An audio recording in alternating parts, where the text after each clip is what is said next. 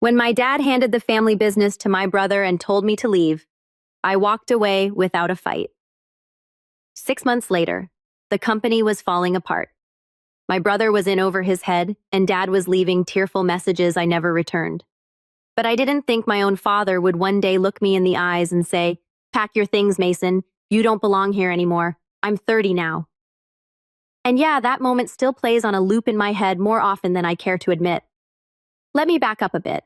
I'm Mason, and I'm the second son in a family that worshipped the first. My older brother Zach is 2 years older than me. Tall, charming, always knew the right thing to say. He could crash my bike, lie about it to my face, and somehow still get praised for telling the truth eventually. Meanwhile, I was the quiet one. I'd keep my head down, try to be helpful, clean up messes I didn't make, and still get asked why I couldn't be more like Zach. We grew up in a small town where everyone knew everyone, and our last name meant something because of the business our family built from the ground up. My grandfather started it. Taylor and Sons, auto repair and restoration shop that became kind of legendary around here. Classic Mustang 60s Impala, old Harley builds. They passed through our garage like family heirlooms. And yeah, there was pride in that. My dad, Richard Taylor, took it over when Grandpa retired. He ran it like a general, strict, efficient, no nonsense. But beneath the surface, he was a hard man to please, especially with me. Zach could joke around in the middle of a customer call and get a pat on the back. I'd spend 3 extra hours organizing the tool bay and get told, "Don't waste time on stuff no one sees." By the time I hit my early 20s, it was clear that Zach would inherit the business. And honestly, I was okay with that. I never wanted to be the boss. I liked being behind the scenes tuning engines, finding parts no one else could track down. I didn't need the spotlight. I just wanted to be part of it, part of the legacy, part of something my grandfather built with his bare hands, something we used to talk about over greasy burgers when I was 10 and thought tightening bolts was the coolest job in the world. But slowly things started to change. It began with the small things. Dad would ask Zach for input during team meetings and completely ignore mine. Even if I was the one who solved the issue the day before, I'd suggest upgrading our inventory system. Zach would laugh it off and Dad would say, "You hear that Zach Mason wants to fix what ain't broke." The joke stung more than they should have. I stopped speaking up. Then came the money issues. I wasn't paid as much as Zach. When I asked about it, Dad said it was because Zach was being groomed for leadership. I wasn't. I was just lucky to be there. That one hurt. I let it slide, told myself maybe they had a plan for me too. But the real punch to the gut came the year I turned 28. I was living in the apartment above the garage. It wasn't glamorous, but it was free, and I was saving up to buy my own place. Every morning, I'd roll out of bed, grab coffee, and be in the pit before the guys even clocked in. I ran diagnostics, ordered specialty parts, dealt with suppliers from out of state. Stuff Zach never touched. And still, I was invisible until one evening Dad called a family meeting, which was weird. We never did family meetings. Mom made lasagna. Zach was already grinning like he knew something, and I just had this tight feeling in my gut the whole time. Something was off. We sat around the kitchen table and Dad cleared his throat like he was announcing a will reading. "I've made a decision." He said it's time to start transferring ownership. I remember the way Mom kept her eyes down like she couldn't look at me. "I've officially signed over the business to Zach," Dad continued. "Effective next month." I blinked once, twice, tried to process it. Then he said it just casually like it was no big deal. "And Mason, you'll need to vacate the apartment by the end of the month. Zach needs the space." I just stared at him, at all of them, waiting for someone to say it was a joke, for Mom to step in, for Zach to say, "Come on, Dad, that's too much." But no one did. I didn't argue. I didn't yell. I didn't even ask why. I just nodded, stood up, and walked out. That was 6 months ago. I packed my things that night, drove away before sunrise, and didn't look back. I found a cheap one-bedroom in the next town over, took a job at a competitor's garage, and started fresh. No one knew my last name there. No one cared who my father was or what my brother inherited. They just saw what I could do. I kept my head down and worked. And then 3 days ago, my phone lit up. It was my dad calling. First time since that night. I stared at the screen, watched it ring, saw the voicemail icon pop up. Later, I listened. His voice was hoarse, almost broken. "Mason, please. Something's happened. I need to talk to you. It's about Zach." I didn't call back. Not yet. Because something in his voice told me everything had finally started to unravel. And I wanted to hear every crack as it fell apart.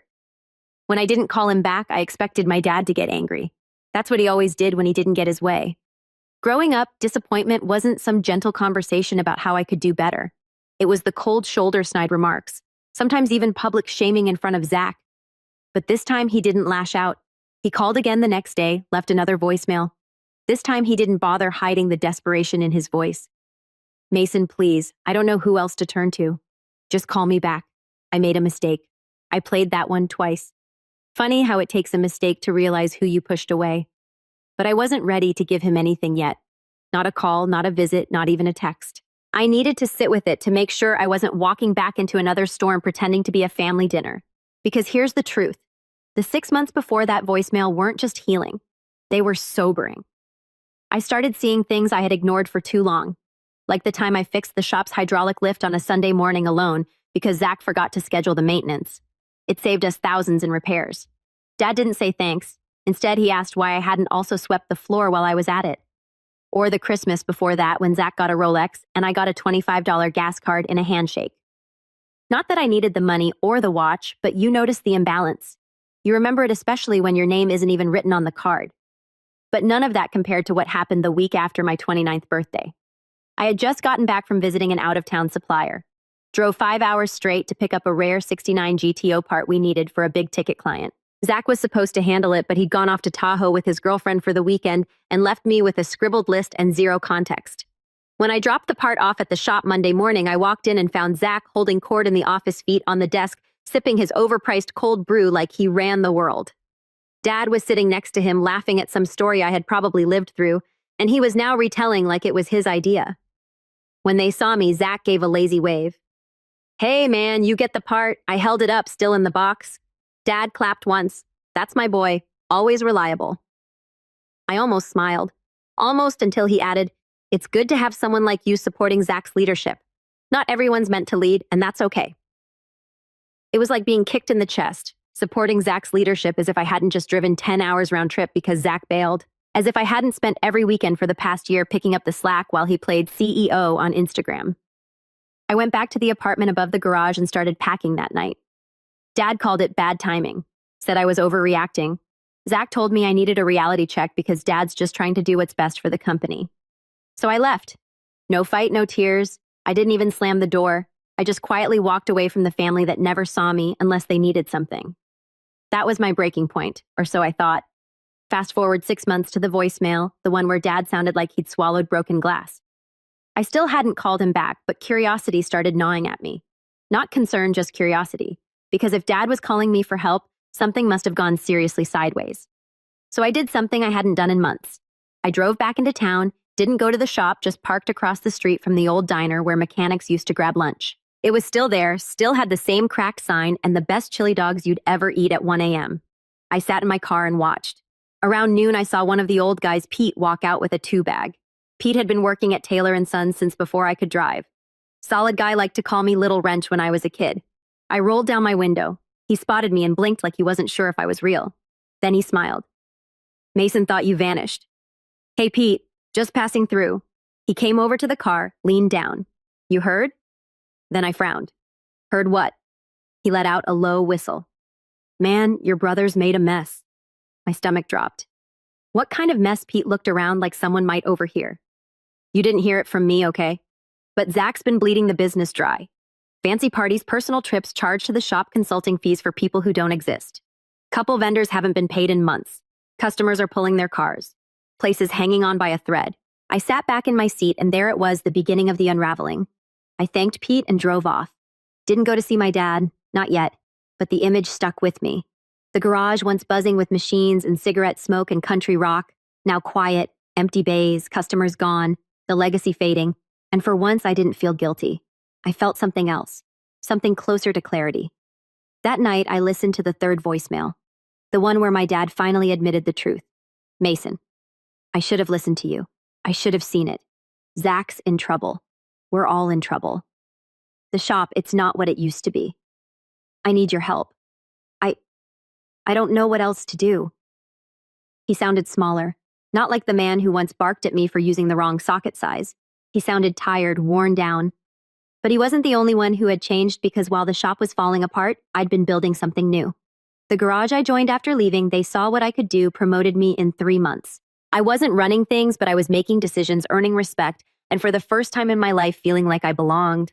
And secretly, I'd started something on the side, a YouTube channel, Wrench and Rust. Just me working on restoration projects, showing people how to bring old cars back to life. The first few videos barely got 10 views, but then one went semi-viral, a 72. Challenger rebuild with time-lapse and narration. I hit 100,000 subscribers within 3 months. Brands started reaching out, sponsors, partnerships. I wasn't rich, but I wasn't invisible either, which made what happened next so much worse because just as I started to feel like I'd moved on, I got a package in the mail. No return address, just my name. Inside was a framed photo of me and my grandfather. I was 10 holding a wrench twice the size of my arm. He had his hand on my shoulder. We were standing in front of the original Taylor and Son sign. Taped to the back was a note. 5 words. He always believed in you. No signature, no explanation, but I knew who it was from. Only one person had access to that photo. Only one person would use it to tug at a memory I hadn't touched in years. My mom. I hadn't heard from her since I left either. She'd always been complicit silent, the kind of parent who'd set the table while the argument raged. But she never said a bad word about me. And she loved Grandpa. So that note hit me harder than any voicemail ever could because it made me remember what the garage used to be. Not what it became under Dad and Zach, but what it was when Grandpa ran it. It wasn't about money or image or favoritism. It was about fixing things, restoring what was broken. And now maybe that's what I was being asked to do. Not for Dad, not for Zach, but for the legacy. Still, I wasn't about to run back with open arms. So I made a call. Not to Dad, to someone else. Someone who'd been quietly watching things crumble from the inside. And what she told me, that was the real betrayal. The kind that takes everything you thought you knew about your family and burns it to the ground. The person I called wasn't an old friend or a mechanic or anyone from the business world. It was Melissa. She was the shop's accountant for over a decade and probably the only person who ever treated me with basic respect during the mess that was my final year at Taylor & Sons. Melissa wasn't flashy, didn't talk much, but she saw everything. She kept her head down, did the books, and stayed out of the family politics until now. When I reached out, I didn't even expect her to answer, but she picked up on the second ring. Mason. Her voice was sharp with surprise, maybe even suspicion. Hey, I said, pacing in my apartment phone to my ear. Sorry for calling out of nowhere. I heard things might be rough back at the shop. There was a pause. Then with a bitter little laugh, she said, rough. That's one way to put it. We ended up talking for nearly an hour. She filled in the blanks. After I left, Zach went full Golden Boy meet CEO. He redesigned the logo, tried to rebrand the entire business as Taylor Performance. Wanted to attract a younger, higher-paying demographic. Even though most of our loyal customers were old-school restoration junkies who didn't care about shiny marketing, he fired 2 of the original techs. Hired a bunch of influencers to do garage lifestyle shoots on site. Pushed a fake sponsorship deal with a tire company that turned out to be a cousin of his girlfriend playing dress-up in Photoshop. Melissa warned my dad repeatedly. He didn't listen. Or maybe he didn't want to admit that the golden boy had turned into a con man in slow motion. But the worst part, the money's gone, Melissa said quietly. I mean, really gone. I've been digging through the books. He drained the main account, took out a second mortgage on the property. There are liens from unpaid suppliers. If the IRS takes a closer look, they're going to see fraud. I sat down hard. My kitchen chair creaked under me. How the hell did this happen in 6 months because you weren't there to stop it? That hit harder than I wanted to admit. She didn't say it like blame, more like fact. Melissa went on. You know what else he's trying to pin it on you? He told your dad some of the debts were from your last orders, your supplier contacts left over unpaid invoices from your era. My mouth actually dropped open. What?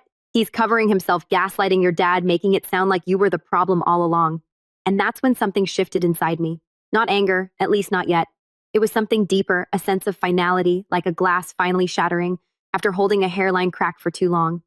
I had walked away from the family business to keep my dignity, but now I realized Zach hadn't just let it burn. He was rewriting the fire. That's what betrayal really is. It's not the theft, it's not the insult. It's the lie they tell about you after you're gone. The next 2 weeks were a blur. I couldn't sleep, couldn't focus. Not out of regret, but because part of me still cared. Not about Zach, not even about my dad really, but about what the shop used to be. About what I used to be when I still believed I belonged there. I tried to bury myself in my work. The new garage was busier than ever, and I was managing a team now, 5 guys, 2 lifts, and a 6-month wait list for our custom engine builds. I was in charge of hiring training vendor relationships. I'd even started mentoring a kid straight out of trade school who reminded me of myself at 19. Quiet, observant, always asking the right questions, and wrench and rust. That little YouTube side project, it exploded. A sponsor reached out a tool company that saw my rebuild of a 1967 Camaro RS. They offered free gear in exchange for a 2-minute shoutout. Nothing crazy, but it was a start. Then the views snowballed. One video hit 1.2 million. I started getting emails from magazines, car shows, even a documentary team asking if I'd be willing to talk about modern garage culture. The irony wasn't lost on me. I'd been invisible for years at a shop with my own last name on the building, and now strangers on the internet wanted to know my story. And still, I didn't tell them. I kept it quiet because this new life, I was building it for me. Not for recognition, not for revenge, just to prove to myself that I wasn't broken, that I never was. Then came the letter. It arrived on a Thursday. Thick envelope, real fancy paper, my name on the front, and stiff black ink. Inside was a notice, legal, formal, cold. Zach was suing me. Allegedly, I had sabotaged company systems prior to departure, leading to lost revenue and client trust. He wanted damages, real ones, 6 figures. I couldn't breathe, not because I believed he'd win, but because I couldn't believe he had the audacity. This wasn't just a smear campaign now. It was war. I called Melissa again. She sounded stunned, but not surprised. He must be desperate, she said. He knows he's circling the drain and he's trying to drag someone else down with him. I nodded even though she couldn't see me. I could have fought it publicly, could have called every supplier I'd ever worked with, could have leaked the books, could have blasted receipts across every platform I had. But something held me back. And that something was my grandfather, because I kept thinking about that photo, about the way he used to talk about integrity. He had this saying, "You don't win by burning the garage, you win by building a better engine." And for the first time in a long time, I finally understood what he meant. Let them burn it. Let them lie. I didn't need to fight fire with fire. I just needed to build something so loud, so undeniable, so true, that the smoke from their collapse couldn't hide it anymore. So I got to work. I expanded the channel, launched a Patreon exclusive videos early access, live Q&As, bought new filming gear, partnered with a small custom parts brand that let me design my own limited edition tool roll, and then without announcing it to anyone, I rented a space small, but mine a dusty warehouse with good bones and bad lighting. I called in a few favors, rewired the place, built out 2 bays, painted the walls myself, bought the same tool cabinets my grandfather used, found a rusted out set on Craigslist and restored them by hand. Every night I'd work late, alone, headphones and smell of oil and possibility thick in the air. The world outside could collapse, but in that space I was becoming again, and I started planning something bigger. Not revenge, not yet, but a project, a rebuild, not of a car, of a legacy, one that would carry the right name this time. My name.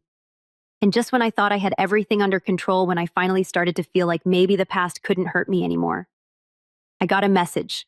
Not a call, not a letter, a text from my mother, just 2 words, "He knows." And in that moment, every nerve in my body lit up, because I didn't know if she meant Zach or Dad. But either way, someone was coming, and this time, I wouldn't be leaving. The message from my mother hit me like a cold gust through an open window. He knows. I must have read it a dozen times, standing there in the middle of my new shop with grease on my palms and my playlist looping some dusty Leonard Skinner track. My mind raced. Who was he, Zach? My father. What did he know about the channel, about Melissa? About the second garage? I stared at the screen for another minute before typing a response. Knows what? No reply. 5 minutes passed. Then 10. I called. No answer. Then the 3 dots popped up, typing, and vanished. Then again, and gone. I just stood there, heart tattooing in my ears like it used to when I was a kid, and Dad called me downstairs using that tone, that we need to talk tone. Only this time I wasn't a kid anymore. That night, I barely slept. Every worst-case scenario played out in my head. Maybe Zach had discovered Melissa talked to me and threatened her job.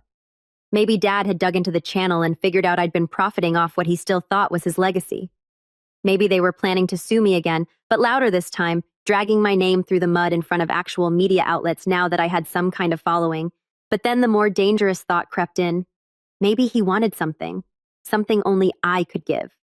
The next morning, I drove out to the old neighborhood, not to the shop, but the outskirts, a place where cell service dropped and nobody ever checked their mailbox. There's a storage unit there I've kept for years, originally just for extra tools and some of Grandpa's old stuff after he passed, but lately I'd started storing more strategic things. Boxes of documents, printouts, bank records, even a few video backups I'd quietly made after talking to Melissa. Because part of me always knew this wasn't over. Inside that metal-walled box of dust and nostalgia, I found what I needed. My grandfather's old ledger. Not digital, not online, just paper, pencil, smudged fingerprints and scribbled dates. It was the original record-keeping book from the first 2 decades of Taylor and Sons, back when he still worked 7 days a week and used nicknames for clients in the margins. It reminded me of who the business was supposed to serve, of what we'd lost when it became about image over integrity. And it reminded me of who I used to be. Not angry, not bitter, just capable. That was the day I started planning. Not just a comeback, a reckoning, but it had to be clean. No public shaming, no YouTube drama, no angry confrontations in front of cameras. That's not who I was. And frankly, Zach would love that. He'd twist it into a pity campaign, play the victim. So I needed to be smart, quiet, precise. I called Melissa again. This time I had questions. And this time she had answers. First, I asked about ownership. Legally, she said, your father still owns the land the garage sits on. Zach owns the business name, the branding, the inventory, but not the property. I sat with that for a second. So he's a tenant. Exactly. A tenant who's several months behind on rent. That opened a door. Then I asked about suppliers. Turns out half the people Zach owed money to were the same folks I'd worked with directly back in the day, guys who still respected me. Some of them hadn't seen a payment since I left. A few were threatening lawsuits of their own. And then I asked about employees. Apparently, Zach had churned through 3 managers in 6 months. 2 of them had reached out to Melissa privately, asking if she knew whether I was working elsewhere and if I was hiring. I took a long breath. The cracks were everywhere, and I didn't have to create them. I just had to be there when they broke open. Over the next few weeks, I started reaching out quietly, casually, never through the same platform twice. I called Sam, the welder I used to work with, who left 2 months after me. He'd moved downstate to work for a franchise shop, but he hated it. I met up with Tina, the receptionist, who ran circles around the whole crew and used to slip me extra printouts when Zach accidentally deleted emails. She'd been fired over some made-up policy violation. She hugged me like I was family when she saw me. And I visited one of our oldest clients, Mr. Hawkins, the classic Ford collector who used to drop off battered beauties for us to bring back from the dead. He was in his late 70s now. Still sharp, still driving the Thunderbird we restored together 5 years ago. I don't go there no more, he told me, sipping coffee on his porch. They lost my trust, lost the paper trail on my fair lane, claimed they never quoted me. I didn't say anything, just listened. Whole place feels different now. He said like it's got no soul. You ever open up your own place, Mason, you let me know. I'll bring every last car I got. That sealed it. I sat in my office that weekend, lights dim, screens glowing. I looked at the plans I'd sketched on a whiteboard the night I signed the lease to my own garage. Back then, I'd written a single word at the top: legacy. Now I circled it. Then I made some calls. I wasn't just building a repair shop anymore. I was launching a restoration collective, a space for classic builds, custom engine work, livery projects, and walk-in repairs all under one roof. But it wasn't about the money or the flash. It was about building what my grandfather dreamed of. And it was about timing, because I knew something Zach didn't. In 2 weeks, the town would host the annual Founders Auto Fair, a car expo, swap meet, and networking event rolled into one. It was the biggest local event of the year. Every vendor, enthusiast, and vintage nut would be there. And Taylor & Sons had been blacklisted apparently after last year's disaster. A no-show booth and several angry customers demanding refunds. The organizers had had enough. But me, I applied under my new brand, Wrench and Rust Restorations. And I didn't just get in. They gave me center booth placement. I invested nearly every spare dollar I had. I bought signage, printed business cards, built a mobile engine rig so I could do live rebuild demos, partnered with a coffee truck for cross-promotion, even got a drone team to shoot footage for a promo trailer. Melissa agreed to help with logistics, and Tina offered to run the booth with me. It was all lining up, but I wasn't done yet because the final piece was the property. I drove out to see the landlord of the Taylor & Sons building, a quiet guy named Mr. Costa, who'd inherited the property from his father. We'd spoken a few times over the years, mostly about rent checks and minor repairs.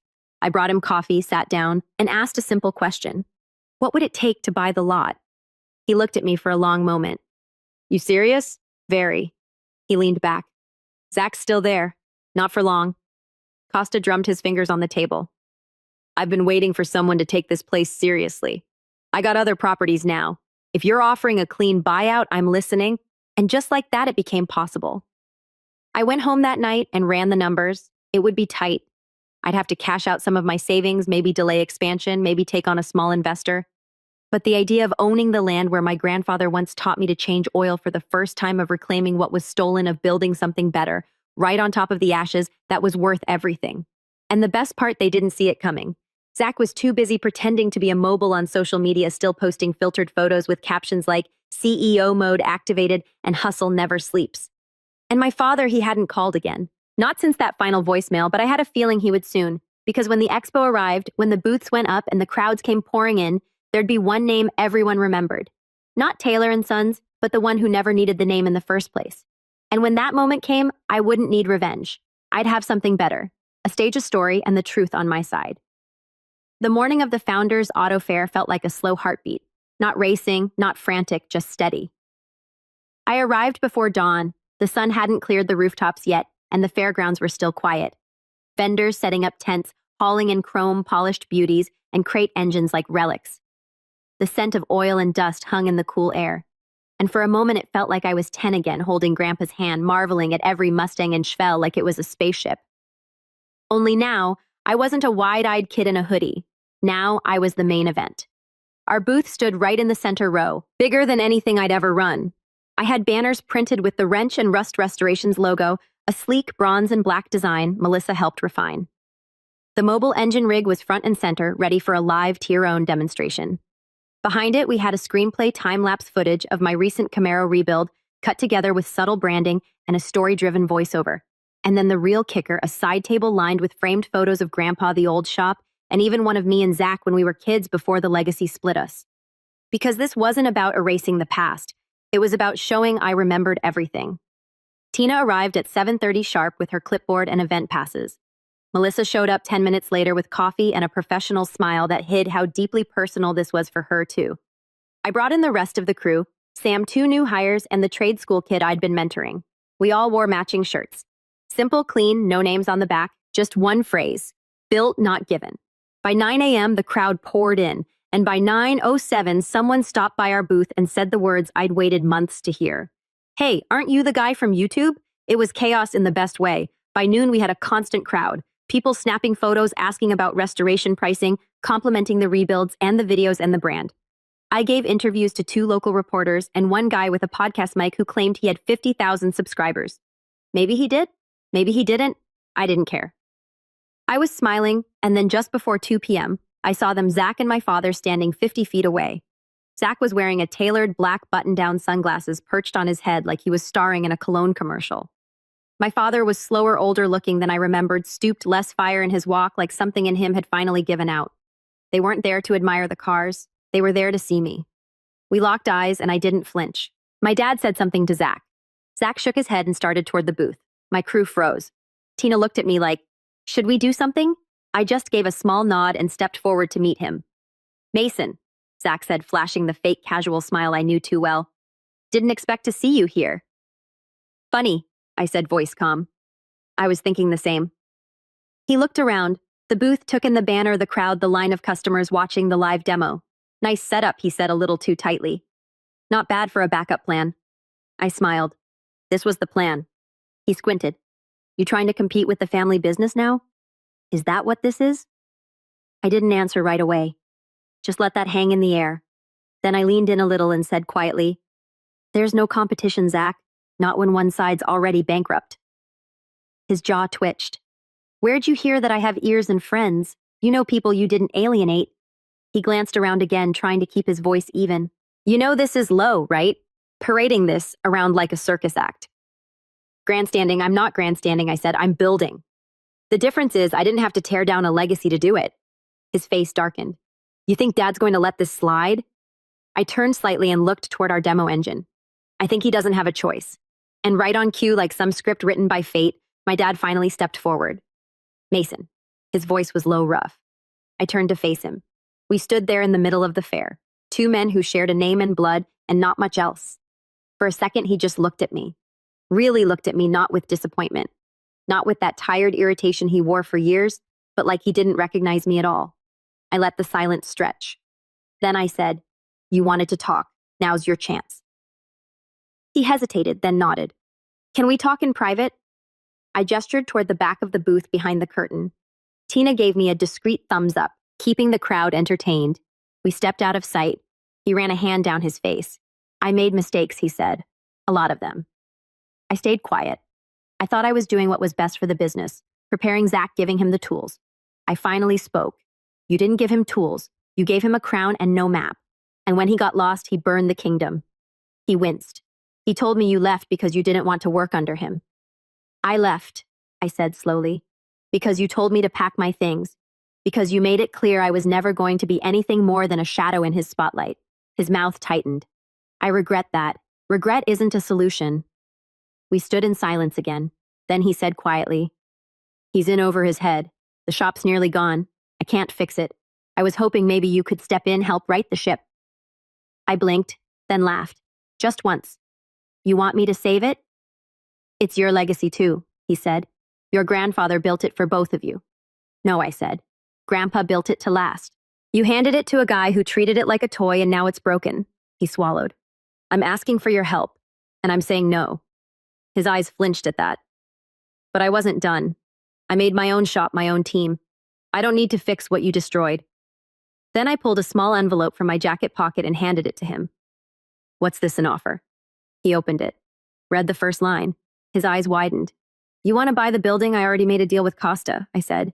"You're months behind on rent. He's done with you. He's willing to sell. All I need is a signature from him and your voluntary vacate." His hands trembled slightly as he looked up. "You're serious? As a heart attack?" He looked like he might argue, then stopped. "What happens to Zach?" I shrugged. "He'll land somewhere. Guys like him always do.